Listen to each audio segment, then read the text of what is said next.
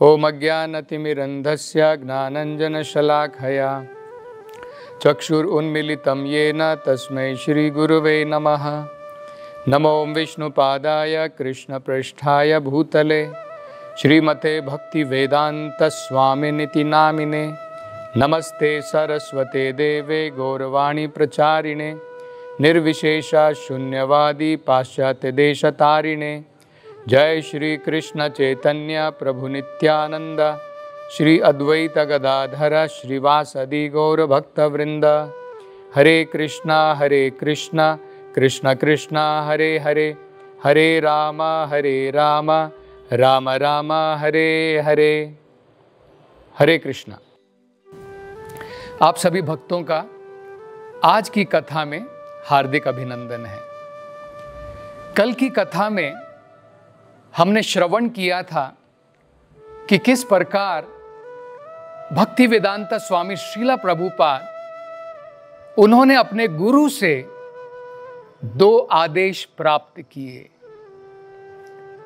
और अब श्रीला प्रभुपाद इन दोनों आदेशों को किस प्रकार से अपने जीवन के अंदर में ढालना चाहते थे, उसके ऊपर कार्य करना चाहते थे। यह अत्यंत महत्वपूर्ण है। जैसे भगवत गीता में कहा है, व्यवसायात्मिका बुद्धि एके है कुरु नंदना।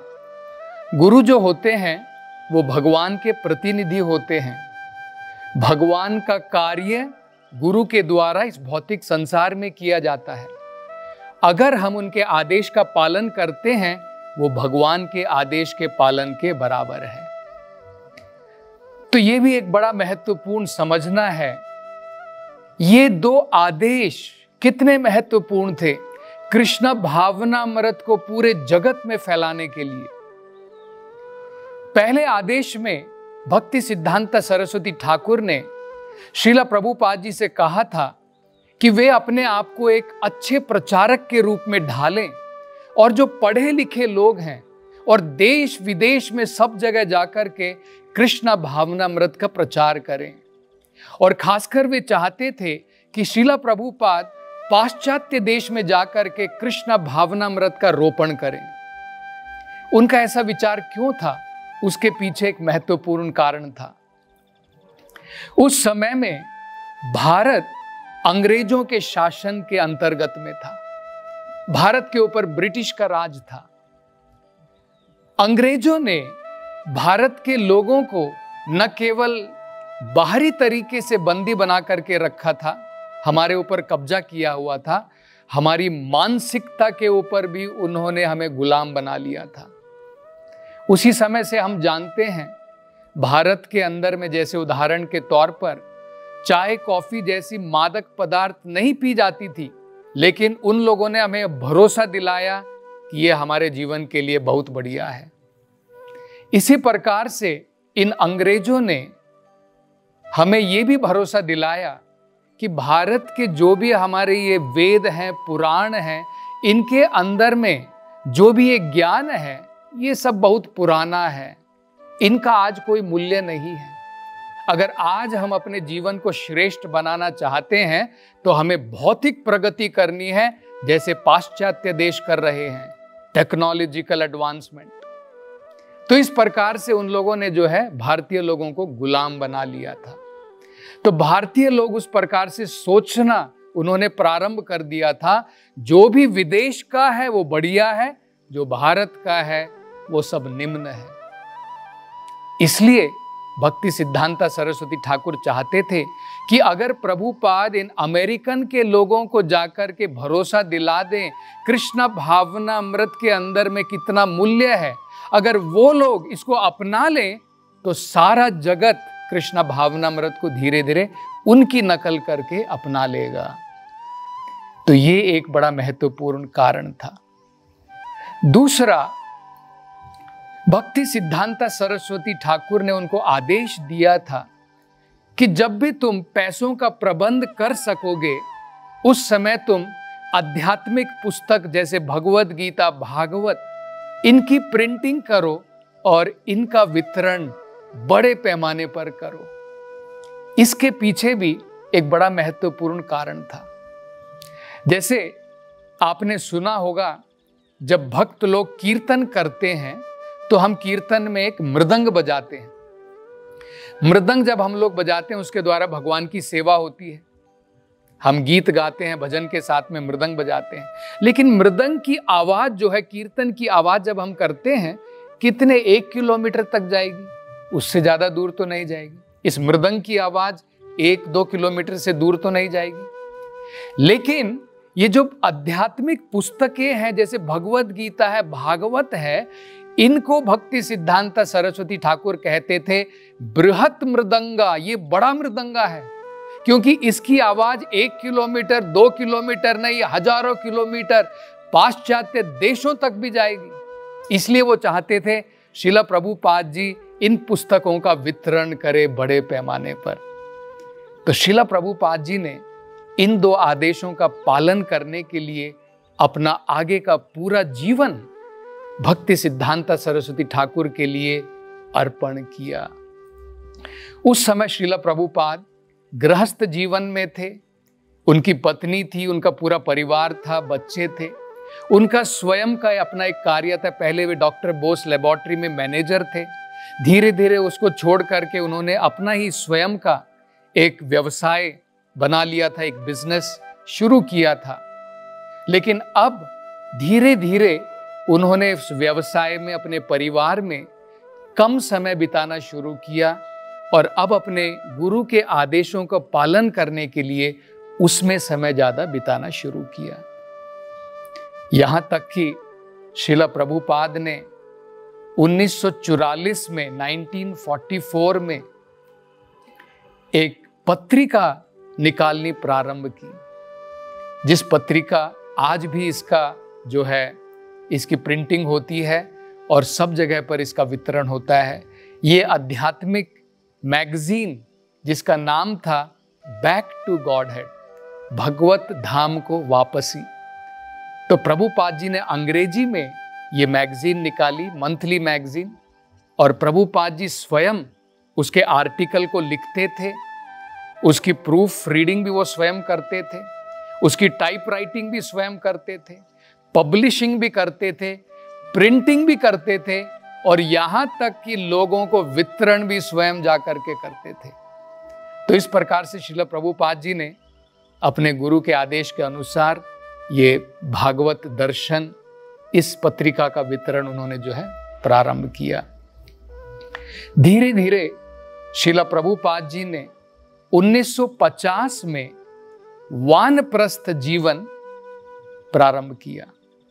वेदों के अनुसार क्या होता है, हमारे जैसे मान लो अगर हम 100 साल तक जीते हैं, 25 साल हम जो है ब्रह्मचार्य का पालन करते हैं, बाद में 25 साल गृहस्थ, उसके अगले 25 साल वानप्रस्थ, और जो फाइनल अंत के जो 25 साल होते हैं उसमें हमें चाहिए कि हम संन्यास ग्रहण करें।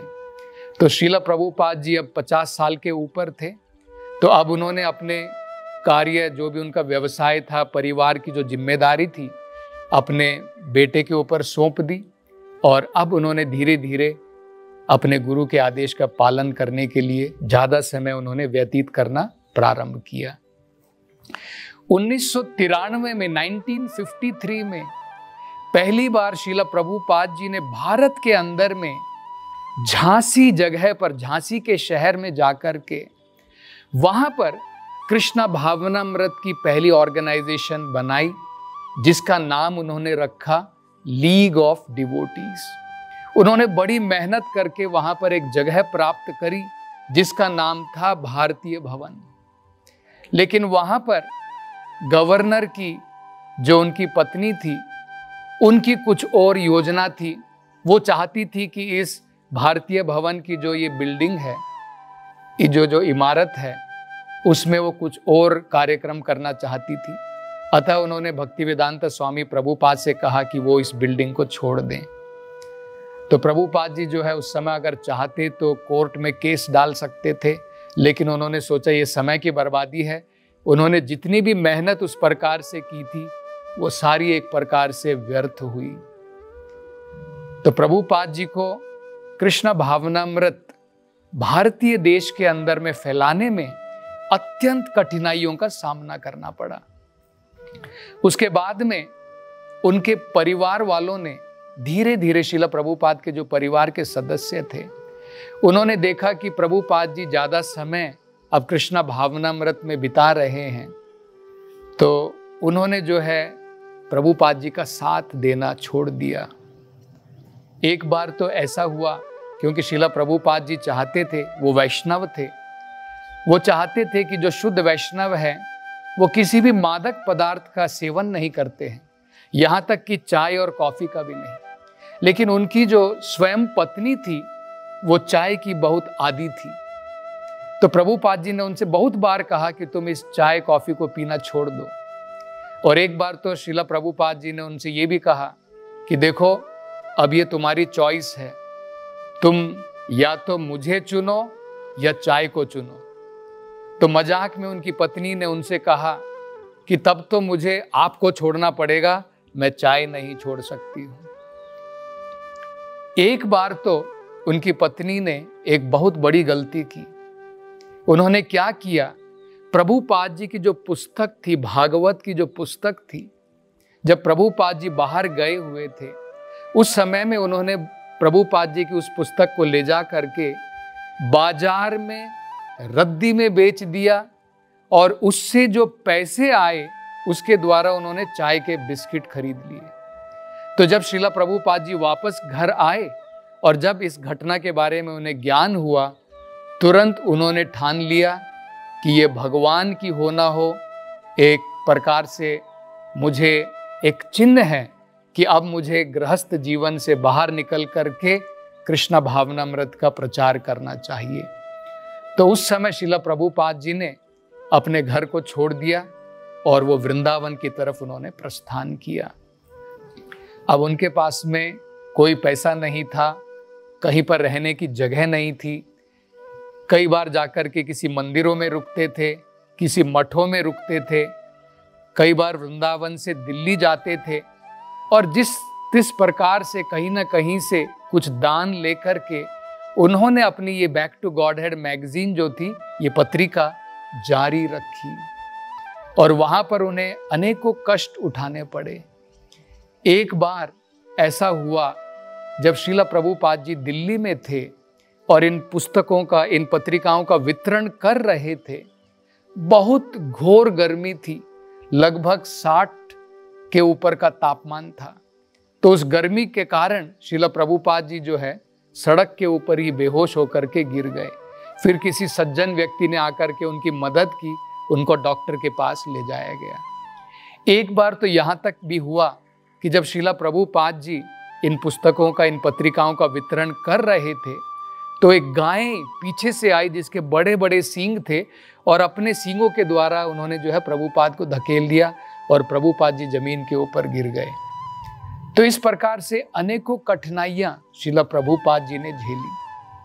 यहाँ तक कि भारत की जो सरकार थी उस समय, उन्होंने श्रील प्रभुपाद जी की पत्रिका के ऊपर जो है प्रबंध लगा दिया कि अब उनको ये पेपर सप्लाई नहीं किए जाएंगे, क्योंकि भारत में उस समय पेपर की शॉर्टेज थी। तो प्रभुपाद जी दर दर गए, अनेकों मिनिस्टर के पास में गए, राज्यपाल के पास में गए, यहाँ तक कि उन्होंने प्रधानमंत्री और उस समय के जो प्रेसिडेंट थे, राष्ट्रपति, उनको पत्र लिखे। तब जाकर के श्रील प्रभुपाद को दोबारा अनुमति प्राप्त हुई इन पत्रिकाओं के वितरण करने के लिए, कागज उनको दोबारा प्रदान किए गए। तो इस प्रकार से बहुत सारी कठिनाइयां प्रभुपाद ने झेली। बाद में 1950 में 1949 में उस समय श्रील प्रभुपाद जी ने संन्यास ग्रहण किया, और संन्यास ग्रहण करने के बाद में अब श्रील प्रभुपाद जी ने सोचा कि मैं पाश्चात्य देश में जाकर के कृष्ण भावनामृत का आरोपण करूंगा। तो प्रभुपाद जी श्रीमती मोरारजी देसाई के पास में पहुँचे। वो चाहते थे कि अगर मुझे अमेरिका का उनका जो जल दूत की जो उनकी कंपनी थी, उसमें अगर मुझे फ्री टिकट मिल जाए तो मैं भारत से जाकर के न्यूयॉर्क में जाऊंगा और कृष्णा भावनामृत का प्रचार करूंगा। श्रीमती मोरारजी उन्होंने हाँ भरी, लेकिन फिर भी उन्होंने प्रभुपाद को चेतावनी दी। उन्होंने कहा, प्रभुपाद जी आपकी उम्र बहुत हो चुकी है, आप लगभग अब 70 साल के हैं और मुझे लगता है मेरे सारे कर्मचारी कह रहे हैं कि अगर आप इतने दिनों की यात्रा करेंगे तो आप जिंदे वापस नहीं लौटेंगे। लेकिन प्रभुपाद जी ने फिर भी उनको जो है किसी न किसी प्रकार से भरोसा दिलाया कि सब भगवान की मर्जी है और मैं अपने गुरु के आदेश का पालन करना चाहता हूँ। तो प्रभुपाद जी ने उस समय कलकत्ता से जलदूत नामक जो जलवाहक था, जिसको कार्गो शिप कहते हैं, मतलब जिसमें माल लादा जाता है, वो पैसेंजर शिप नहीं थी, उसमें एक छोटा सा कैबिन श्रील प्रभुपाद जी को दिया गया और प्रभुपाद ने अपनी यात्रा वहाँ से प्रारंभ की। वो सन था 1965। प्रभुपाद जी लगातार 37 दिन तक 37 डेज उन्होंने उस जलदूत के अंदर में यात्रा की और प्रभुपाद की काफ़ी हालत भी बिगड़ गई। उन्हें उल्टियाँ हुई, क्योंकि उसे सी सिकनेस कहते हैं, और 2 बड़े दौरे पड़े। और उसमें कहा जाता है कि प्रभुपाद जी को जो दूसरा दौरा पड़ा वो इतना अत्यधिक दौरा था कि अगर भगवान की कृपा ना होती तो शायद प्रभुपाद जी जीवित ना रहते। और उसके बाद में प्रभुपाद जी 37 दिन के बाद में सबसे पहले जब बॉस्टन सिटी पहुँचे अमेरिका में, और कुछ देर के लिए प्रभुपाद वहाँ पर उतरे और उनका पहला जब परिचय हुआ पाश्चात्य देशों से, तो श्रील प्रभुपाद जी अपनी एक कविता में लिखते हैं कि भगवान आपने मुझे ये किस देश में भेज दिया है। ये देश तो यहाँ के लोग जो हैं अपने आप को बड़ा खुश सोचते हैं। इस भौतिकतावाद में प्रगति करके उनको लगता है कि हमारे पास में सब कुछ है, और रजो और तमोगुण से इतने प्रभावित हैं कि ये भागवत संदेश को कैसे समझेंगे। भगवान अब तो मैं केवल आपकी कृपा के ऊपर निर्भर हूं, मैं तो केवल एक कठपुतली के बराबर हूं। अगर आप मुझे चाहते हैं नाचना तो मैं आपके इशारों पर नाचूंगा। आप कृपा करके मुझे शक्ति प्रदान कीजिए जिसके द्वारा इन लोगों को मैं कृष्णा भावनामृत के बारे में भरोसा दिला सकूं। तो आगे श्रील प्रभुपाद जी जब अमेरिका में उतरेंगे और किस प्रकार से कृष्णा भावनामृत का आरोपण वहां पर करेंगे, इसकी चर्चा हम कल की कथा में करेंगे। हरे कृष्णा। हरे कृष्ण मूवमेंट के संस्थापक आचार्य श्रील प्रभुपाद की हार्दिक इच्छा थी कि भगवान श्री कृष्ण और श्रीधाम वृंदावन की महिमा का पूरे विश्व में प्रचार हो। हमारी आगामी मंदिर सह सांस्कृतिक परियोजना वृंदावन चंद्रोदय मंदिर श्रील प्रभुपाद के इसी उद्देश्य को समर्पित है। परियोजना के मध्य में भगवान श्री कृष्ण का एक भव्य मंदिर होगा, जिसमें हरी वनस्पतियों से आच्छादित सुंदर बगीचे और छोटे छोटे पहाड़ियों से गिरते हुए झरने होंगे, जो मंदिर परिसर को अत्यंत ही सुशोभित करेंगे। यह परियोजना वृंदावन को विश्व मानचित्र पर एक अनुपम छवि प्रदान करेगी। हम आपसे अनुरोध करते हैं कि इस भव्य मंदिर के निर्माण में हमारा सहयोग करें। आपकी वृंदावन धाम की सेवा से श्री श्री राधा कृष्ण अत्यंत प्रसन्न होंगे। कृपया वृंदावन चंद्रोदय मंदिर निर्माण अभियान में जुड़ें। अधिक जानकारी के लिए संपर्क करें 8585850033 7725977260।